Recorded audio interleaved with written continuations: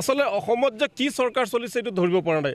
হিটলাৰটো নাই, কিন্তু হিটলাৰী শাসন চলিছে, জংগৰ ৰাজ চলিছে। ইয়াত আইন কানুন নাই। এতিয়া হিমন্ত বিশ্ব শৰ্মাৰ দাদাগিৰিহে চলি আছে। ইয়াত ক্ষমতাৰ বলত মুছলমানসকলক 24 ঘণ্টাই কেনেকৈ হাৰাশাস্তি কৰি থাকিব।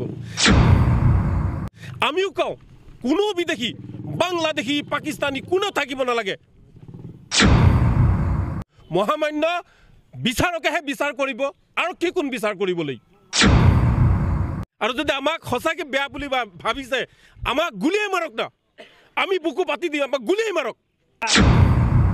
প্ৰতিবাদটো কৰিব লাগিব। বিজেপি চৰকাৰ যেতিয়াৰ পৰা ভাৰতবৰ্ষত তথা অসমত তেওঁলোকে ক্ষমতা দখল কৰিছে, ক্ষমতা দখল কৰাৰ পিছতে ভাৰতবৰ্ষৰ যে মুছলমানসকল, তেওঁলোকক মুছলমান বুলি ভবা নাই, তেওঁলোকক এটা পনীয়া সামগ্ৰী বুলি ভাবি আছে।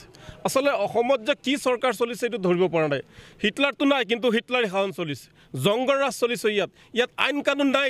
এতিয়া হিমন্ত বিশ্ব শৰ্মাৰ দাদাগিৰিহে চলি আছে। ইয়াত ক্ষমতাৰ বলত মুছলমানসকলক 24 ঘণ্টাই কেনেকৈ হাৰাশাস্তি কৰি থাকিব।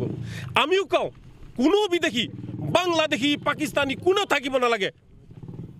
কিন্তু এইটো নিয়ম নহয় যে ৰাতি 12 বজাত গৈ কাৰোবাক হেণ্ডকাফ লগাই তুলি আনিব। কোনটো আইনত আছে যে প্ৰমাণ নকৰাকৈ এজন মানুহৰ গাত হাত কৰি লগাব।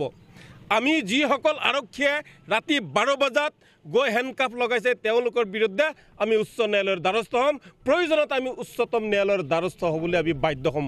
মহামান্য বিচাৰকেহে বিচাৰ কৰিব, আৰু কি কোন বিচাৰ কৰিবলৈ, কোনেও নহয়। গতিকে ইয়াৰ বিৰুদ্ধে তীব্ৰ গণতান্ত্ৰিক আন্দোলন হ'ব।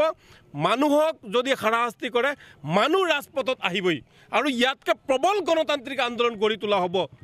মুছলমানসকল কি ভাৰতৰ মানুহ নহয় নেকি?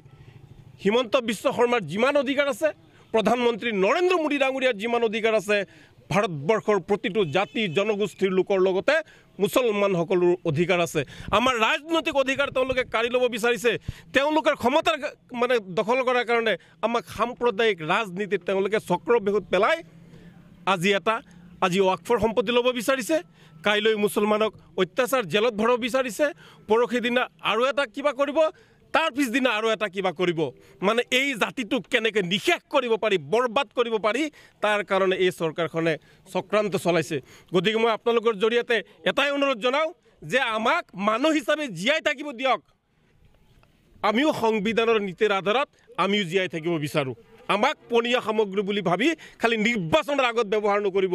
আৰু যদি আমাক সঁচাকৈ বেয়া বুলি ভাবিছে, আমাক গুলিয়াই মাৰক না, আমি বুকু পাতি দিওঁ, আমাক গুলিয়াই মাৰক।